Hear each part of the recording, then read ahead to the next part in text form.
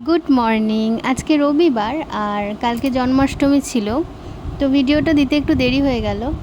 তো সব দেখেই বোঝা যাচ্ছে আজকে রবিবার, কারণ বাচ্চাকে কালমেঘ খাওয়ানো, মধু খাওয়ানো এসব রবিবারেই হয়। প্রতিটা বাচ্চা, যাদের বাড়িতে বাচ্চা আছে, এসব চলতেই থাকে। তো এসবই চলছে এখানে। এখন আমন্ড খাবে, তারপর আমি ওকে খাবার খাওয়াবো। আর ওই আমন্ড খেতে গিয়ে মুখের এরকম অবস্থা হয়ে যাচ্ছে।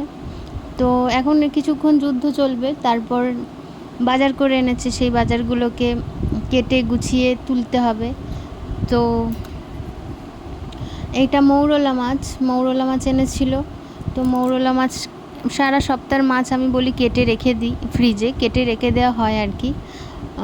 তো দিলে সুবিধা হয় প্রত্যেক দিন সকালে রান্না করতে। মাটন এনেছিল আজকে রবিবার, তো অন্য দিন চিকেন আনে, আজকে মাটন এনেছিল। কারণ মাটন এনেছিল আমার মামা আর আমার ভাই আসবে, ওই জন্য মাটন এনেছিল আজকে।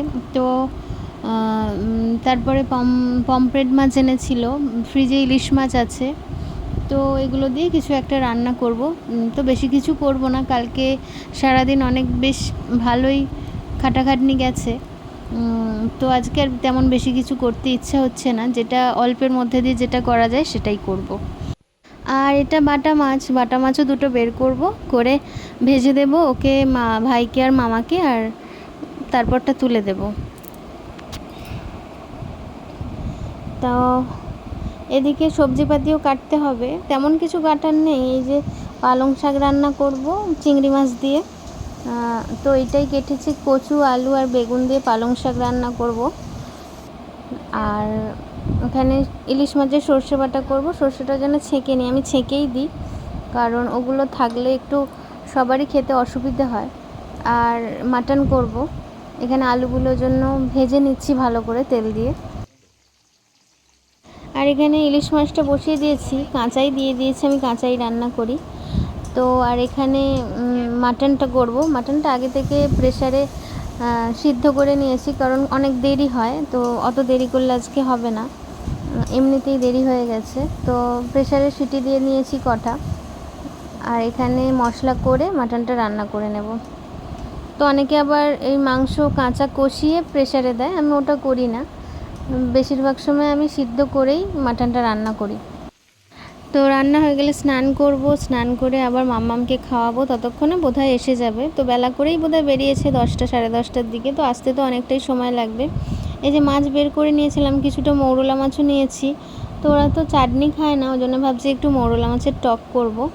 তো আর এখানে মাটনটাও রান্না বসিয়ে দিয়েছি। মাটনটা হয়েও গেছে প্রায়, তো সিদ্ধ করা ছিল, তেমন তো লেট হয় না, আলুগুলো সিদ্ধ হয়ে গেলেই না হয়ে যায়। তো এখানে অনেক দিন পর মাটন রান্না করলাম, বেশিরভাগ সময় চিকেনই রান্না করি। আর মাটনটা একটু অ্যাভয়েডও করি, খাওয়া ভালো নয় অতটা। তো রান্না করেছিলাম এই যে মৌরলা মাছের টক, ইলিশ মাছের সর্ষে বাটা, পালং চিংড়ি আর মাটন, এইটাই রান্না করেছিলাম, আর বাটা মাছ ভাজা। তো ওরা এসে গেছে, এখন আমরা সবাই মিলেই বসে পড়বো, 2:30 বেজে গেছে। তো সব ভাত টাত বেড়ে দিয়েছিলাম। তো নদীর পাড়ে এসছিলাম বিকেলবেলা, আমাদের সাথে ওরাও এসছিল। তো ওদের আর আটকায়নি, অনেকটা রাস্তা যেতে হবে, ওই জন্য ওরা চলে গেল। আর সন্ধে হয়ে এসছে, আর আকাশে মেঘও করে আছে, ওই জন্য আর আটকায়নি।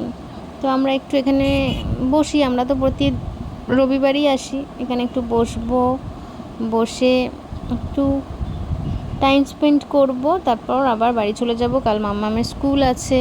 তো টাটা।